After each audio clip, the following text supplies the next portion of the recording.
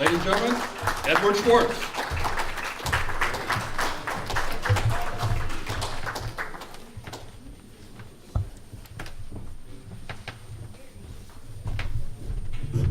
Hello, everybody. Speak right into it, close to it. Oh, okay. I had a approximately five-year telephone conversation relationship with Donald Danicella. And the way I met him through the conversation was through Paul Kunstler's ad. When I read the ad in the New York Times in 2007, 2 days later, Donald Danicella visited Paul Kunstler on August 2nd of 2007. And I asked Paul if he would give me Donald's phone number to get in touch with him. And he did.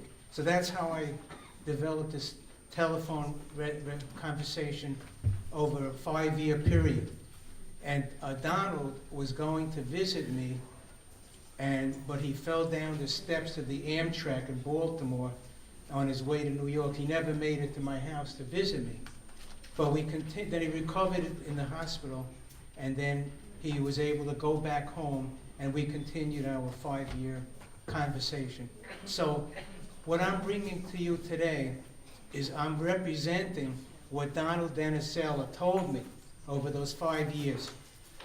One of the most important things that he told me, the primary, is that he wants everybody to know that Don's Cuban exile friend, Roman Pinheiro Galban, he was a Bay of Pigs invasion survivor, saved President Kennedy's life at the Orange Bowl in Florida in late December 1962.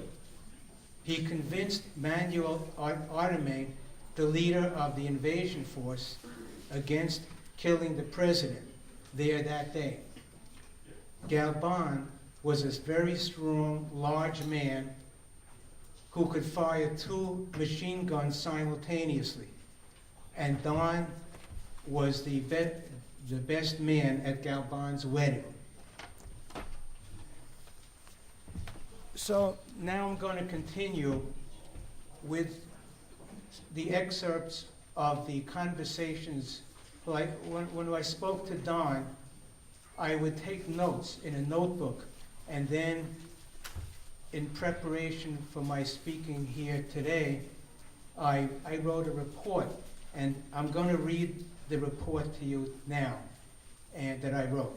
And the first topic that Donald told me about, in chronological order, is MK Ultra. In August of 1947, the Communist Workers' Party won the national election in Hungary. In the next month, September 1947, the CIA was established. In December, CIA Director Roscoe Hillenkoetter created the Special Projects Group to authorize CIA covert operations, and the invisible shadow government began. Donald Danicella told me that the CIA named this super secret covert action division the Domestic Operations Base, DOB.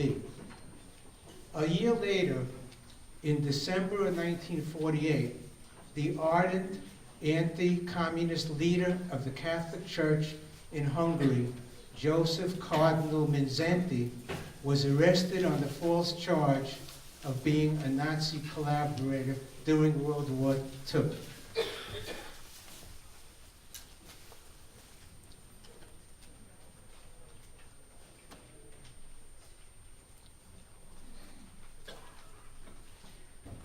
The Russians tortured Cardinal Mindszenty both physically and psychologically, and on February 3rd, 1949, he appeared on TV in a drug condition and robotically confessed to the crime.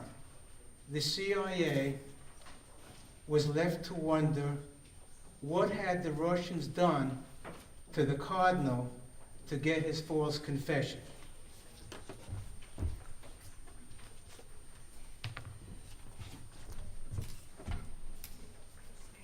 On April 20th, 1950, Hitler's birthday, Roscoe Hillenkoetter approved Project Bluebird to learn how the Russians had mind-controlled Mindszenty. The Korean War began 2 months later in June 1950.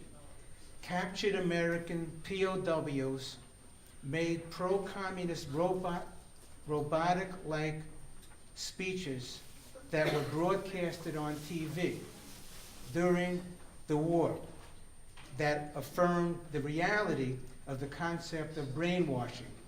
Now, I happened to be watching the TV in both 1949, when Cardinal Mindszenty was on TV, and also in the early 50s, after the Korean War started. I was very young.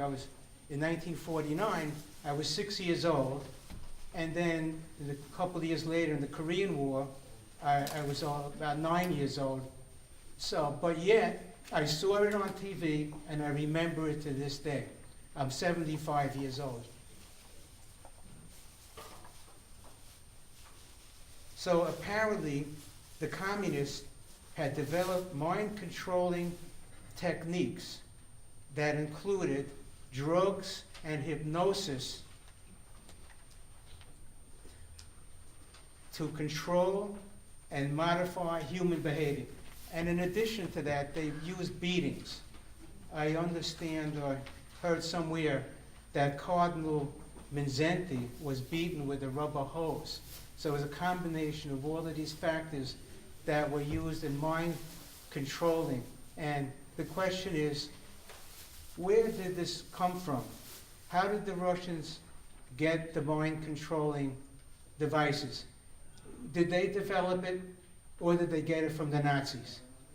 A lot of people say they got it from the Nazis, and I agree with that.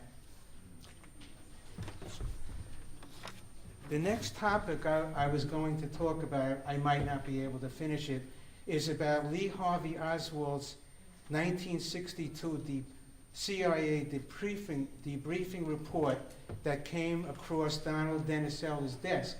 Donald Denisella spoke fluent Russian. His father came from Ukraine, and he joined the CIA when he was just 20 years old, very, very young. And he started in the CIA in early October of 1961, and he left in June of 1964. So all these debriefing reports dealing with Russia came across Donald's desk, and he would review the reports, and he would criticize them. And so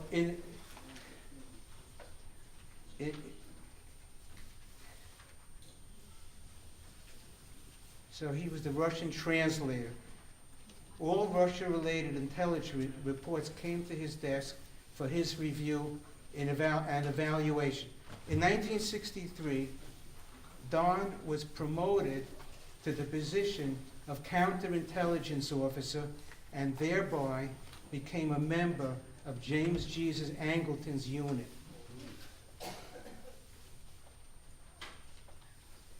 In the summer of 1962, 2 CIA debriefing reports, OO, that means OO is open report, came across Donald's desk for review.